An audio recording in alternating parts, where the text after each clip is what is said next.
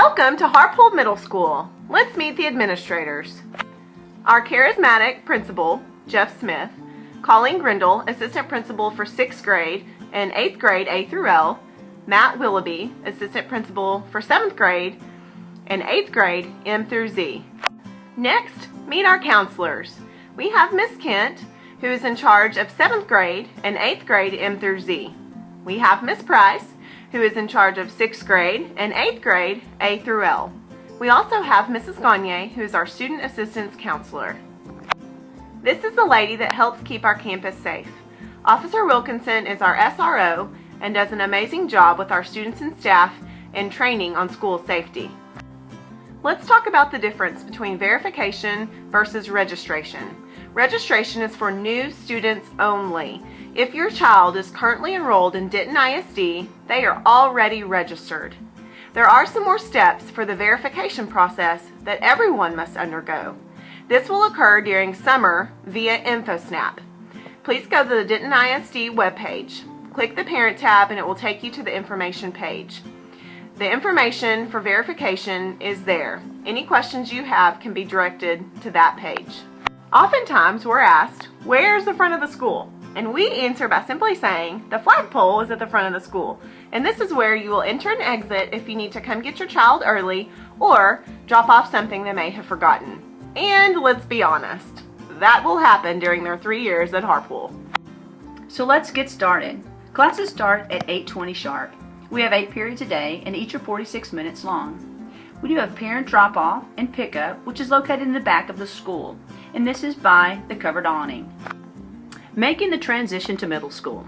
Middle school is different than elementary school. Here we have what's known as the team concept. Well, what are teams? In middle school, we take the entire 6th grade and we divide them into 2 groups. We have downstairs, Team 6-1, and we have upstairs, Team 6-2. Is this a good idea? Absolutely, because this makes smaller groupings and it takes some of the bigness out of the building. It also allows your team to have a common planning period, which would allow for parent meetings or did you know that each teacher at Harpole Middle School has a website?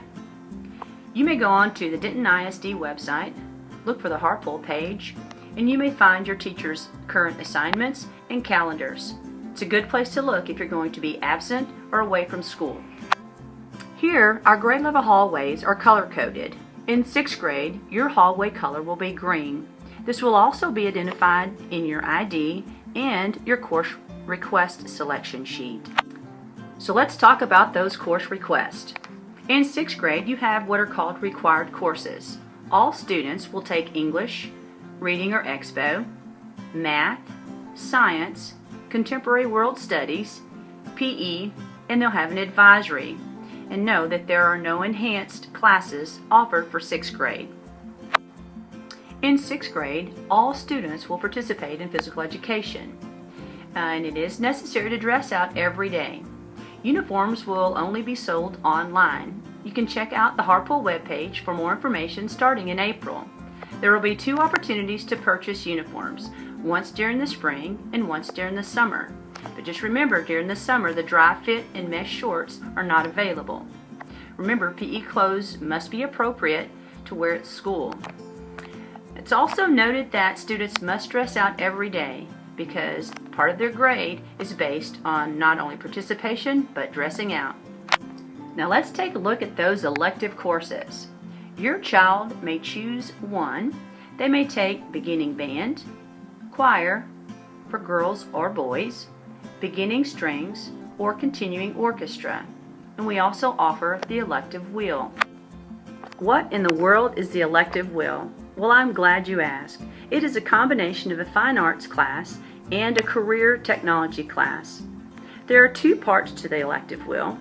Part 1, your student must select between art and theater arts. Once the selection is made, they will take this elective for a semester. Part 2 of the elective wheel. For this semester, your student will take a course in technology education and a career investigation for 9 weeks each. This is the sheet your child will be bringing home after we visit their campus. Take a look at it and make an informed decision with what elective choice best suits your student. Change is the only constant in life, and as your child enters middle school, they will undergo lots of changes. But rest assured, as a staff at Harpole, we are fully prepared and ready to help them make that transition as smooth as possible. Web, where everybody belongs. Our web program is something we put in place to help our 6th graders transition. It occurs the Friday before the first day of school, and it's from 8:30 until 12 o'clock. This is an opportunity for our 6th graders to walk their schedule and find out exactly where they're going.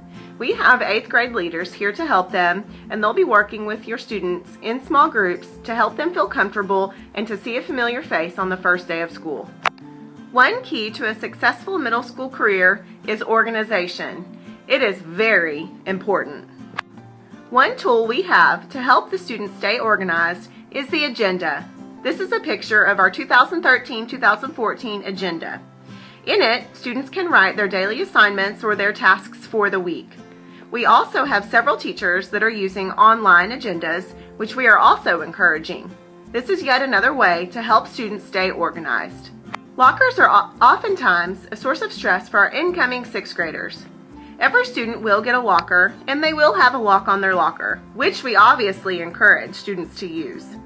However, on web day, students will have access to their lockers and can practice using their combination lock. That's another thing that we encourage parents to do this summer, just so that's one less thing our students have to worry about. Another key to success at Harpole is the student ID. We ask that it's attached and visible at all times. Students will get their ID picture made at scheduled pickup. IDs are required for the lunch and the library. A lot of times we ask students just to keep it in their locker overnight so that it's there the next morning when they come to school. One way we positively recognize our Longhorns is through branded tickets. They're small tickets that are given out when teachers catch kids doing great things. At the end of every week, we have drawings of these branded tickets where students can come and get a prize from the office. One way we handle discipline here at Harpole is using these tickets that are pictured here. We have students staple these into their agenda, and they take that from class to class with them. Teachers can, quote, take a ticket for when there are minor infractions done in the classroom, or if a student's tardy, or for small infractions that do not warrant an office referral. As I mentioned in the introduction, we have a principal and 2 assistant principals. These administrators, with the teachers and the staff, expect students to act appropriately at all times. Middle school does allow a lot more freedom than elementary, and there is going to be a learning curve. So we help guide and teach these students more responsibility. One of the biggest adjustments, especially for our girls, is the dress code. The biggest thing that's going to be a change for them is leggings. Leggings or jeggings or skinny jeans are not allowed. Of course, we don't allow any jeans, holes in jeans, shorts, or skirts. We don't allow sagging. Tank tops are not acceptable. And the shirts must be long enough to raise your arms and not show any skin. All skirts and shorts must be fingertip length. Lastly, we don't allow flip-flops or athletic slides for safety reasons. If there is a violation of dress code, they usually get to see Miss Grindle. Attendance is also done differently in middle school. All notes must be turned in within 72 hours or 3 days after the absence, or it will be considered unexcused. Our attendance clerk, Mrs. Goodwin, is located by the front office, and she receives all of those notes. Her number is listed here should you have any questions. Listed here is what is considered an excused absence per the state law. This is not something the Harpole administration decides, but again, the state law. All other absences, unless excused by an administrator, will be considered unexcused.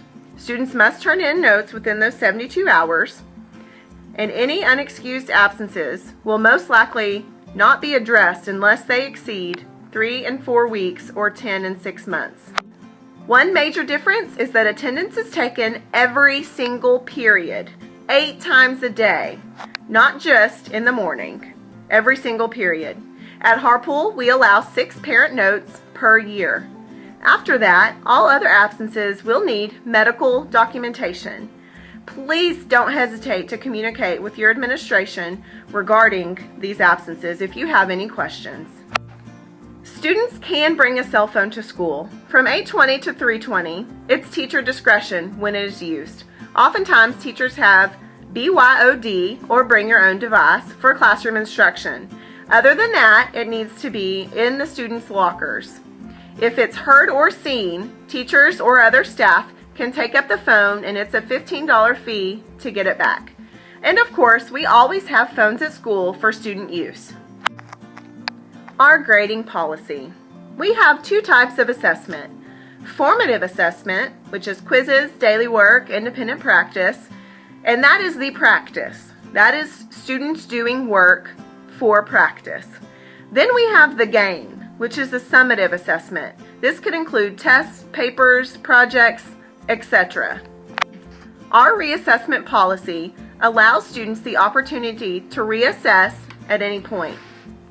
All major summative grades, the big grades, the ones that are weighted the most, that are below a 70, must be reassessed. We require any student that makes a 69 or below on a major summative grade to reassess.